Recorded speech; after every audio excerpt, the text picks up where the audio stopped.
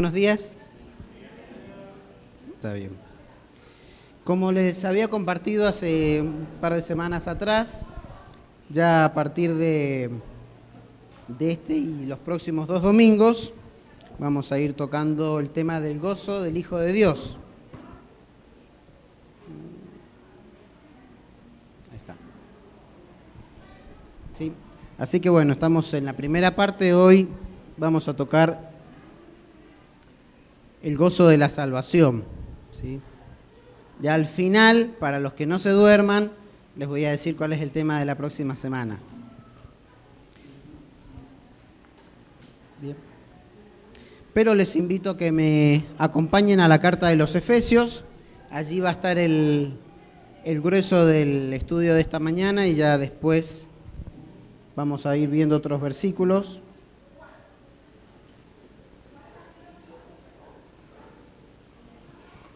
Y antes de eso vamos a orar y poner este tiempo en las manos del Señor. Oremos.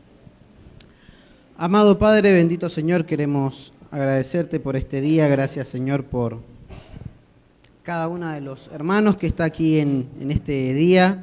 Gracias, Señor, por tu palabra y pedimos que nos des de tu luz, de tu espíritu, para poder comprenderla, para poder aplicarla a nuestros corazones. Gracias, Señor, por tu provisión en todas las cosas. Oramos en el nombre de Cristo Jesús. Amén.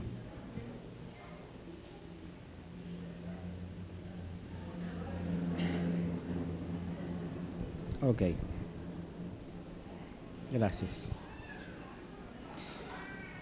Bien, como fue el desafío para mí poder ir preparando para estos 3 domingos una temática que fuera consecutiva y que tuviera que ver una con otra.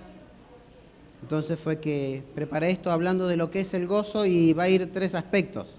Hoy voy a tocar el de la salvación. Al final les digo cuál va la semana que viene y la última la van a saber el próximo domingo. Así que esto es como las secuelas, ¿sí? Hasta que si no ves una, no sabes qué va a pasar con la otra y después cuando ves la otra, y ahí entendés, pero también te queda con la intriga de cuál va a ser la tercera. Bueno, espero que sea mejor que algunas sagas que han dado por ahí. Pero vamos a hablar entonces de lo que es, ¿por qué es el gozo de la salvación? Y todo empieza con una pregunta, ¿por qué la salvación produce gozo? Porque quizás uno dice, bueno, no, sí, hay gozo en la salvación, claro que hay gozo. ¿Y por qué? No sé, porque alguien me dijo en la iglesia que la salvación produce gozo. Pero por favor vamos a ir en principio al capítulo 1. Yo voy a ir poniendo los pasajes para el que quiere anotar, porque en realidad si lo leemos todo nos vamos mañana, ¿sí? Pero es para que tengan la idea. O sea, el objetivo mío es hacer algo que muchas veces no nos gusta a ninguno, y es tener que decir después, bueno, en la iglesia aprendemos una parte y lo demás lo tenemos que hacer como tarea para la casa, ¿sí? Lo que odiábamos en la escuela, bueno, lo vamos a hacer acá, espero que no me odien a mí. Pero en principio, en el capítulo 1, los primeros 14 versículos, va a hablar de un gozo que viene producto de la inmensidad de las bendiciones, porque fíjense, algunos versículos, capítulo 1 de Efesios, dice, el 3 dice, bendito sea el Dios y Padre de nuestro Señor Jesucristo, que nos bendijo con toda bendición espiritual en los lugares celestiales, según nos escogió antes de la fundación, en Él, antes de la fundación del mundo, para que fuésemos santos y sin mancha delante de Él. O sea, habla de que hay un gozo que viene a partir de ¿qué? De un beneficio recibido, porque dice que el Señor nos bendijo con toda bendición espiritual. En otras palabras, Dios no se guardó nada, Dios no se reservó nada en cuanto a lo que podía darnos, porque todo lo ha provisto. Fíjense el 7, dice, en quien tenemos redención por su sangre, el perdón de pecados según las riquezas de su gracia que hizo sobreabundar para con nosotros. El 13 dice, en él también vosotros, habiendo oído la palabra de verdad, el evangelio de vuestra salvación, y habiendo creído en él, fuisteis sellados con el Espíritu Santo de la promesa. Y fíjense lo que dice el 14, que es las arras de nuestra herencia hasta la redención de la posesión adquirida para alabanza de su gloria. En otras palabras, cuando dice el 14, lo que está diciendo es que el Espíritu Santo es la garantía de nuestra salvación. Nuestra salvación no es segura por nuestras obras, porque algunos dicen, no, la salvación es por gracia. Claro que es por gracia, pero hay que hacer obras para mantenerlas, para no perderlas. Bueno, eso es falso. ¿Por qué? Porque el Espíritu Santo es lo que Dios nos dio a partir del momento de nuestra conversión como garantía, como seguridad de que somos salvos, de que cuando ya no estemos en este mundo, vamos a ir a la presencia del Señor. Entonces, primer motivo para estar gozoso es todas las bendiciones que hemos recibido, pero en particular esta, la salvación y la garantía, la seguridad de que somos salvos y de que vamos a estar con el Señor. En segundo lugar, por lo inmerecido que es este don, este regalo. Capítulo 2, del 1 al 10, es un pasaje que muchas veces se ha leído, muchas veces se ha mencionado, y empieza diciendo algo muy importante. Dice, y Él os dio vida a vosotros cuando estaban muertos en vuestros delitos y pecados. Y él dice el 2, en los cuales anduvisteis en otro tiempo, siguiendo la corriente de este mundo, conforme al príncipe de la potestad del aire, el espíritu que ahora opera en los hijos de desobediencia. Y el 3 dice algo importante, dice, entre los cuales todos nosotros vivimos en otro tiempo, en los deseos de la carne y de los pensamientos, y éramos por naturaleza hijos de ira, lo mismo que los demás. En otras palabras, todos estábamos perdidos, pero cuando estábamos perdidos, Él nos rescató. Y estábamos muertos y Él nos dio vida. Muchas veces hay personas que dicen, bueno, yo encontré a Dios. Falso. Porque Dios no estaba perdido. El que estaba perdido era yo. Él es el que me encontró a mí. Él es el que, cuando yo estaba perdido, me encontró, me rescató. Cuando estaba muerto, me dio vida. Y fíjense que dice el 8, pasajes que muchas veces nos hemos memorizado, dice, porque por gracia sois salvos. O sea, la salvación viene de algo que procede de Dios, su gracia, el dar algo que no merecemos. Dice, porque por gracia sois salvos por medio de la fe. Y dice algo que es importante, y esto no de vosotros, pues es un don de Dios, no por obras, para que nadie se gloríe. Y el 10 es una gran promesa, dice, porque somos hechura suya, somos producto de Dios, creados, ¿para qué? En Cristo Jesús, ¿para qué? Para buenas obras, las cuales Dios preparó desde el principio, para que anduviésemos en ellas. O sea, no solamente nos dio una salvación, no solamente nos redimió, no solamente nos dio vida, no solamente nos dio muchas bendiciones. Esto parece cuando un vendedor sube al micro y te empieza a decir y además, sino que dice que somos creados en Él para buenas obras. O sea, Él preparó todo un propósito para nuestra vida. No nos salvó y nos dejó en nuestra suerte. Y bueno, ahora fíjate qué haces con eso. Nos dio un propósito, un proyecto, para que nosotros podamos andar conforme a eso. Tercer lugar dice, para una unidad inquebrantable. Y en el capítulo 4, en los primeros 6 versículos, empieza diciendo, yo pues preso en el Señor, os ruego que andéis como es digno de la vocación con que fuisteis llamados. Dice, con toda humildad y mansedumbre, soportándoos con paciencia los unos a los otros en amor. Y dice, solícitos en guardar la unidad del Espíritu en el vínculo de la paz. Fíjense el 4, dice, un cuerpo, un espíritu, como fuisteis también llamados en la misma esperanza de vuestra vocación. Un Señor, una fe, un bautismo, un Dios y Padre de todos, el cual es sobre todos y por todos y en todos. Otra de las cosas que debe producir en nosotros el gozo es la familia de la fe.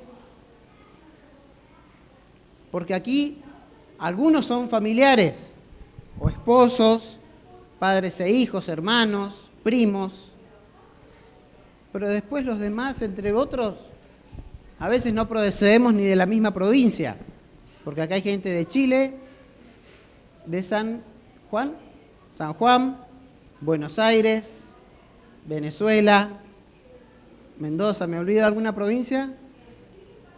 Salta. Somos de diferentes lugares.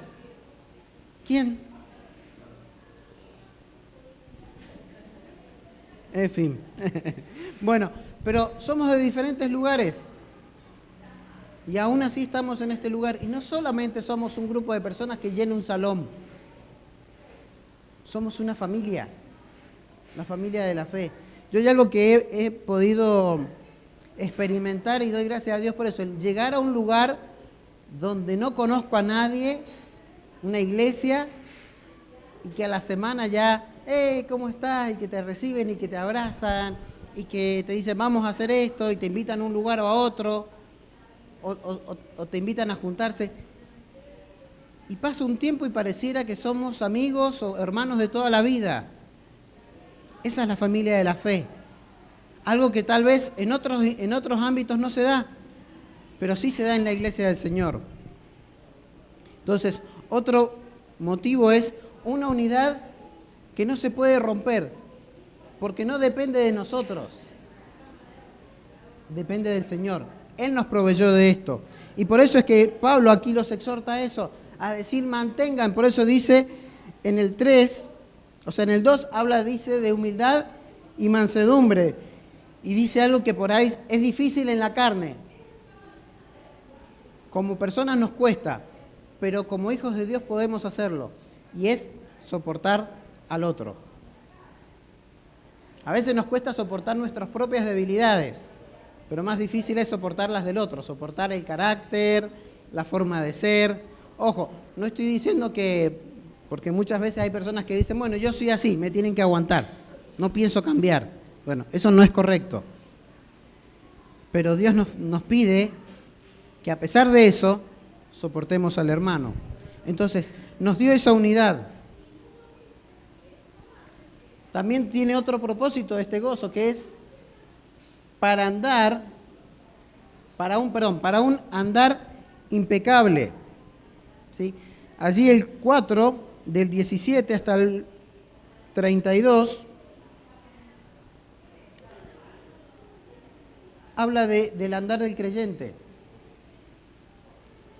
O sea, por eso dice el 17, pues esto digo y requiero en el Señor, que ya no andéis como los otros gentiles que andan en la vanidad de su mente, y empieza a hacer una lista de las cosas que hacen, de la vida que teníamos antes, estando perdidos, teniendo los pensamientos manchados por el pecado. Y el 23 dice, y renovaos en el espíritu de vuestra mente y vestidos de nuevo hombre, creados según Dios en la justicia y santidad de la verdad. Y continúa haciendo varias cosas y habla de todo aquello que debemos quitar de nuestra vida para un andar conforme a la palabra de Dios. Y un andar que va a producir gozo, porque ya en un momento voy a hablar del tema. Cuando el pecado está morando continuamente en nuestra vida, quita el gozo. Y por eso es que Pablo les va a decir, quítense, por eso dicen, quítense vosotros toda amargura, el 31, enojo, ira, gritería, maledicencia y toda malicia. Y el 32 dice, antes sed benignos los unos con otros, misericordiosos, perdonándoos unos a otros, como Dios también os perdonó a vosotros en Cristo. En el siguiente capítulo continúa con el mismo tema, pero ya habla de un andar en integridad.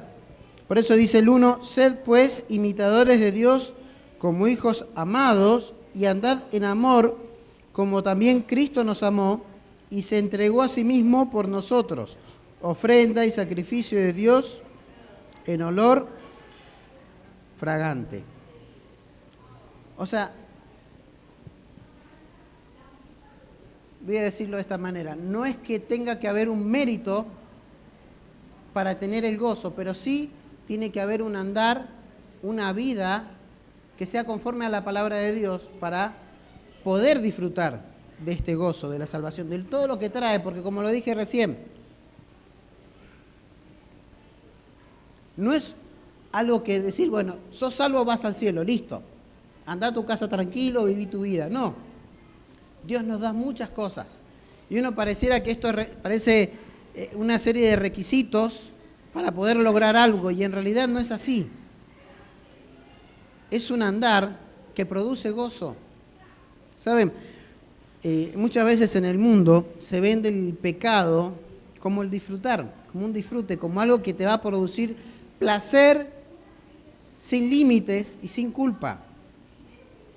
Hoy se habla, por ejemplo, entre otras cosas ya, se habla de la unión libre, de estar con quien quieras, de vivir como te parezca. Ahora se habla mucho por ejemplo, de cómo te autopercibís, que si sos hombre, que si sos mujer, que si sos animal. Y vemos cada cosa a veces en los medios y lo que producen. Y pareciera que mucha de esa gente cree que la Biblia es un libro de los no. No podés hacer esto, no podés hacer aquello, no podés hacer lo otro. Es al contrario. Es un libro que provee libertad y el gozo de la salvación da eso, la libertad de poder vivir una vida que produzca satisfacción. Pero no solamente para mí, sino para los que están cerca mío. Mucha gente ha llegado a conocer a Cristo por el testimonio de otros, habiendo visto la vida que tienen, cómo era antes, cómo es ahora, y decir, hay algo en Él que es diferente. Porque pasa por situaciones igual que yo, pero Él no pierde la felicidad, no pierde la tranquilidad, está calmado. Pero ya vamos a ver por qué muchas veces el cristiano no disfruta de esas cosas.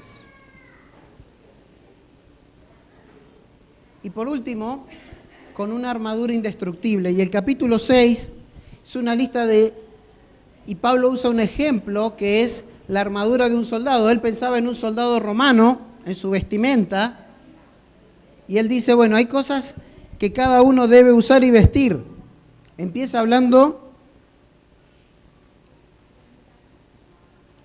en el 13, dice, por tanto, tomad toda la armadura de Dios para que podáis resistir en el día malo y habiendo acabado todo, estar firmes.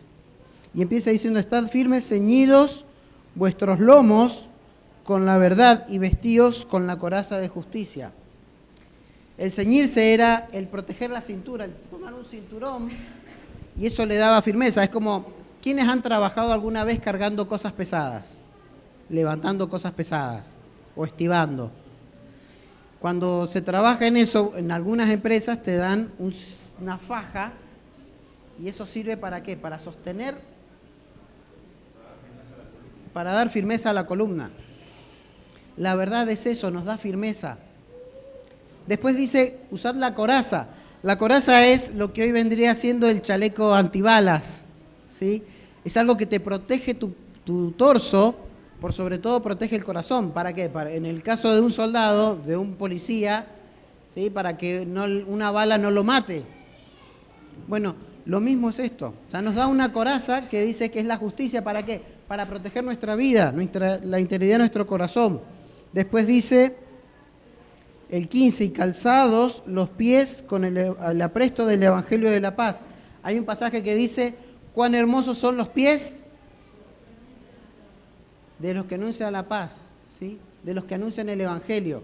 Entonces, para que podamos anunciar, nos da, dice justamente esto, es una provisión para cuidar nuestro andar, no el andar físico, sino el andar espiritual, y poder estar firmes y no caer.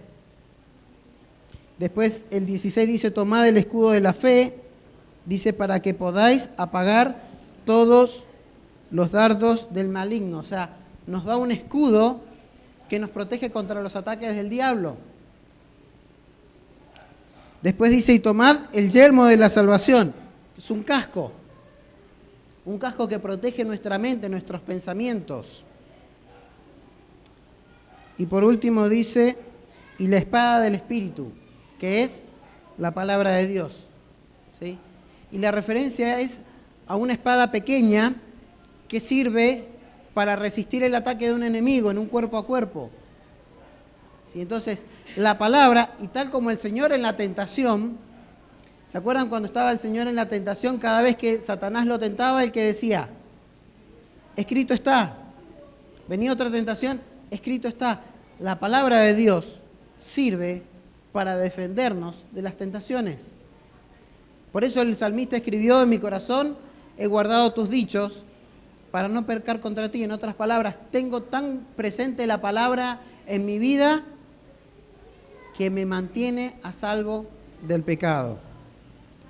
Ahora, desde luego, de nada sirve tener un uniforme si uno no se lo coloca. Nadie saldría, es como ir a trabajar y no ponerte los elementos de seguridad que te da la empresa para que lo hagas. Y tenés un accidente, ¿y de quién fue la culpa? ¿De la empresa? ¿De las condiciones laborales? No, del que no se puso las cosas. Si un soldado va a la batalla y es herido o muerto, pero no tenía puesto su casco, su chaleco, sus armas, ¿de quién fue la culpa? Del soldado. Entonces, la salvación produce gozo en la medida en que yo vaya tomando estas cosas para mi vida. Ahora, como decía recién, hay cosas que pueden permitir que nos roben este gozo. ¿Y qué es lo que nos roba este gozo? Y por favor vamos al Salmos capítulo 32.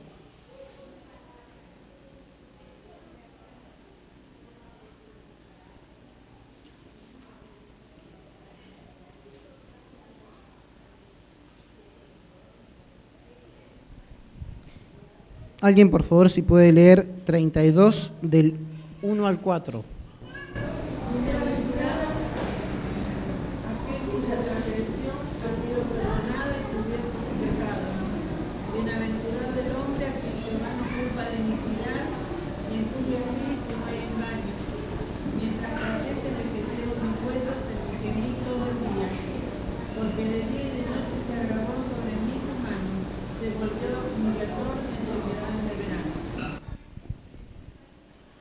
Aquello que nos puede robar, y nos roba si lo permitimos, el gozo de la salvación,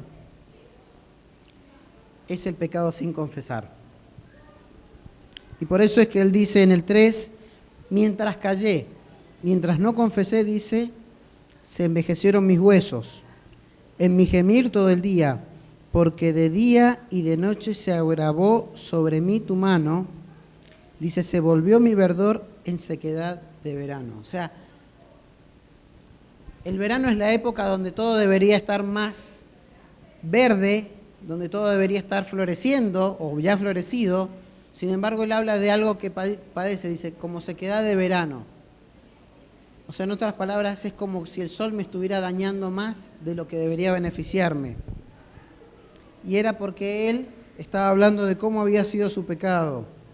Pero dice, ya vamos a ir un ratito el 5, pero ténganlo guardado. ¿Saben, hermanos? Cuando yo peco, y ya vamos a llegar a la parte de la confesión, si no lo confieso, voy acumulando eso y va produciendo amargura en mi vida.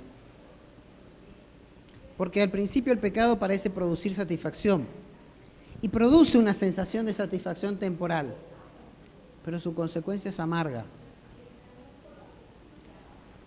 Y aquí este hombre estaba viviendo en eso. Decía yo, mientras me quedé callado, sentí cómo eso me iba consumiendo. No me quita la salvación, pero me quita el gozo, me quita la satisfacción. empiezo a sentir culpa. Me cuesta ver a mis hermanos a la cara, me cuesta congregarme, me siento culpable cuando vengo. Muchas veces cuando hay pecados sin confesar, con el tiempo las personas se terminan alejando del Señor.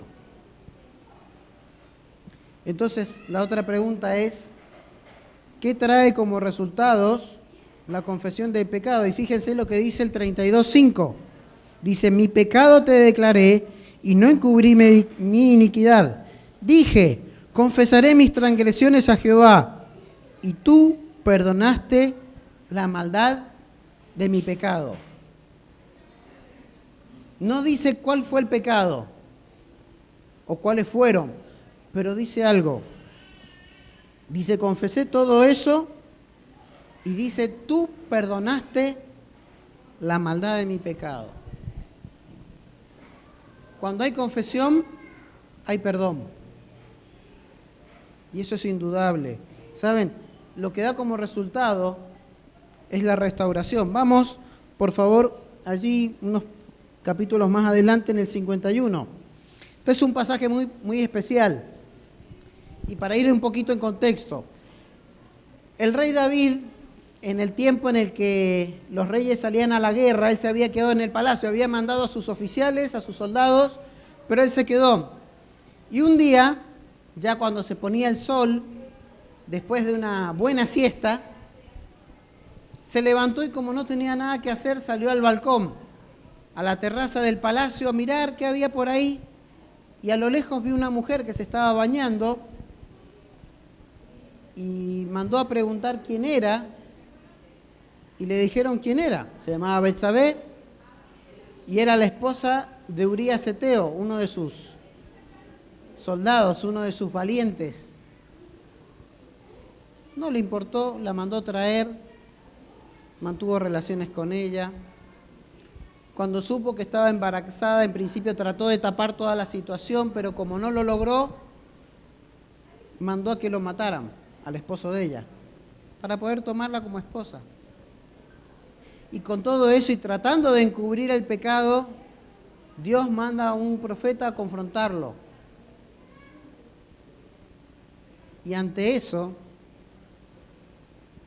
él al reconocer el pecado y al confesar, escribe este salmo, el 51, y dice en principio, ten piedad de mí, oh Dios, conforme a tus misericordias, conforme a la multitud de tus piedades, borra mis rebeliones, lávame más y más de mi maldad, y limpia de mi pecado, porque yo reconozco mis rebeliones, y mi pecado está siempre delante de mí.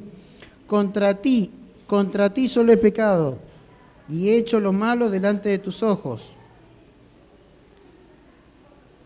El versículo 7 dice, purifícame con hisopo y seré limpio, lávame y seré más blanco que la nieve, hazme oír gozo y alegría, y se recrearán mis huesos que has abatido.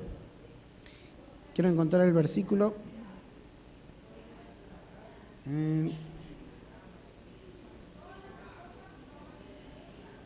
Se me fue el pasaje.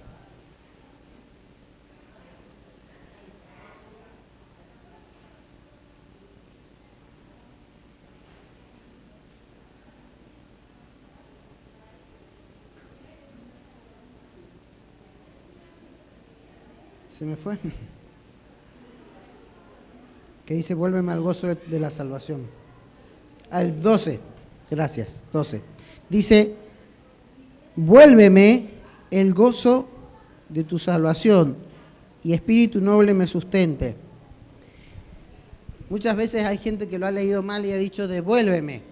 Pero el devolver implica algo que yo tengo que es mío y que alguien lo tiene y se lo estoy pidiendo para que me lo entregue otra vez. ¿Saben? El gozo de la salvación no es algo que me pertenece, es algo que Dios me da. Y por eso es que aquí Él dice, vuélveme el gozo de tu salvación. O sea, dámelo otra vez. ¿Saben? Cuando hay pecado, el creyente solo necesita confesarlo. Confesarlo y arrepentirse. Porque, y ya voy a tocar el tema, la confesión es declarar la verdad. ¿Sí? Es como cuando una persona es aprendida y le dice, mire, si lo confiesa, la sentencia va a ser una cosa, y si va a juicio y se prueba y se demuestra, ya la cosa es otra. Y por eso muchos terminan accediendo a la confesión, porque con eso, bueno, en el sistema judicial tiene que ver también con los costos. Pero en el caso de Dios, es decir, confesar simplemente representa decir la verdad, decir lo que pasó. Sí, yo lo hice. Pero el arrepentimiento es el que produce el cambio. Y a partir del arrepentimiento es que llega la restauración. Por eso es que David empieza hablando y dice, reconozco mis pecados, mi maldad está delante de mí y todo lo demás. Y por eso es que él pide no solamente ser perdonado, sino ser restaurado. Y eso ya demarca arrepentimiento. Ahora, justamente como les decía recién, quería llegar a una advertencia, y es respecto del abuso de la confesión. Primera de Juan, capítulo 1, versículo 9, dice, a ver quién se lo acuerda.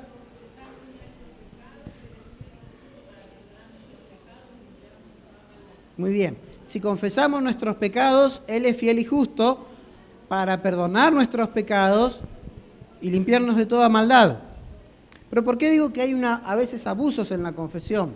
Saben, muchas veces tomamos esto como algo liviano. Yo puedo pecar, total, si confieso, Dios me perdona. Qué bueno, ¿no? Como si fuera... Como si fuera un trueque, ¿sí? Pero yo tengo un ejemplo un poquito más específico. Imagínense una persona, un caso común, que tiene una enfermedad como ser la diabetes, la presión, el colesterol, una enfermedad de esas que no tiene cura, tiene tratamiento. Podés vivir bien siempre y cuando que sigas las instrucciones que te da el médico. Entonces el médico, por ejemplo, te dice, bueno, usted es diabético. Entonces él va a decir, bueno, usted tiene unos medicamentos que tomar, pero además tiene que seguir un régimen especial, una dieta especial. Y si es diabético, ¿qué le va a decir? Nada de azúcar, nada de dulces. Ahora va a tener que usar ¿qué? ¿Tomar con edulcorante o sin azúcar? Si va a comprar algo, busque que sea sin azúcar o que sea con algún tipo de... Si tenés presión, por ejemplo, ¿qué te va a decir? Que evites ¿qué cosa? La sal. Si fuma, le va a decir el cigarrillo y otras cosas. Si sufre de colesterol, le va a decir, bueno, usted tiene que evitar las carnes, las grasas y estas ciertas cosas. O sea, hay un tratamiento médico, pero aparte hay que seguir con ciertas cosas. Y te va a decir, bueno, esto lo va a tomar cada tantas horas, cada tantas veces al día o una vez por día. Y si tiene alguna descompensación, se toma otro, bajo circunstancias especiales. Pero hay gente que se abusa de eso. Entonces lo invitan, es diabético y lo invitan a un cumpleaños. Y vienen las bombitas de crema, y vamos con las bombitas de crema. Y vienen las galletas dulces con chocolate, y vamos con las galletas dulces con chocolate. Y viene la torta, y vamos con la torta. Che, pero sos diabético. No hay problema porque después me tomo la pastillita. Y tal vez, el medicamento haga un efecto. Pero aún así, no voy a decir descontrol, esa desobediencia a las indicaciones trae una consecuencia. Porque con el tiempo eso va pasando factura. No, pero yo puedo comerme estas cosas saladas, total, si me sube la presión me tomo la pastilla y me la baja. Pero eso te puede traer consecuencias. Con el pecado es lo mismo, el pecado trae consecuencias. Y muchas veces creemos que ya lo confieso y ya está. Recuerdo hace unos años, un hermano había llamado por teléfono, quería hablar con mi papá y como no lo encontró, se la agarró conmigo. Y me contaba sus cosas, no voy a dar muchos detalles, pero él, para recibir un beneficio de parte del Estado, había cometido una falta que se llama, bueno, en el término legal se llama perjurio, que es dar falso testimonio. O sea, él, ante un notario, un notario, ¿cómo se le dice? Escribano, había hecho un documento presentando información falsa de él con testigos. Y todos firmaron y declararon eso para que él pudiera recibir un beneficio. Y me lo contaba así como si nada, yo como si tuviera cuello blanco acá. Y me lo contaba y al final dijo, bueno, yo sé que en algún momento le voy a tener que pedir perdón a Dios por esto. Y me dejó sin palabras, de la verdad, pero era como para decirle, hermano, usted no se está dando cuenta de lo que está haciendo, o de lo que ha hecho. Y peor, es como, bueno, peco total, puedo confesar. Y muchas veces abusamos de el perdón de Dios, de la gracia de Dios, de la misericordia de Dios de esa forma. Y es un gran peligro, hermanos, porque entendamos esto, así como para el que tiene un problema de salud, el abusar de aquello que no debe comer, tiene consecuencias, por más que tome el medicamento, para el cristiano, el pecado tiene una consecuencia, por más que lo confesemos. O sea, yo no puedo decir, voy al extremo, voy a ir a robar a un lugar, voy a asaltar, voy a herir a una persona, voy a llevarme el botín y después yo voy a confesar el pecado y ya, y listo. Porque la consecuencia va a estar, si me agarran me van a meter preso y yo voy a decir, pero yo ya le pedí perdón a Dios por esto. Fenómeno, pero usted tiene que pagarlo. Va a ser lo mismo. Entonces, el pecado trae consecuencias. La primera es perder el gozo. El gozo de la salvación. Y ya para terminar, simplemente dejar este desafío, hermanos. Dios nos ha dado una salvación inmensa, grande, con muchas bendiciones, con muchos beneficios. El mayor de esos es poder tener gozo, un gozo que el mundo no puede dar. No lo desperdiciemos, no lo desaprovechemos. No dejemos que el mundo, que el pecado nos lo robe. Vamos a terminar en oración. Gracias, Señor, por tu palabra. Gracias por la salvación tan grande que nos has dado y por sobre todo, Señor, por el gozo que tenemos a través de esa salvación. Por todo lo que podemos disfrutar como hijos tuyos, pero también el poder encontrar en la confesión, en el arrepentimiento, Señor, una restauración íntegra, Señor, para poder vivir la vida que tú nos has dado. Gracias, Señor, por tu palabra y ruego por cada uno de mis hermanos para que les cuides en el regreso a sus hogares. Oramos en el nombre de Cristo Jesús. Amén.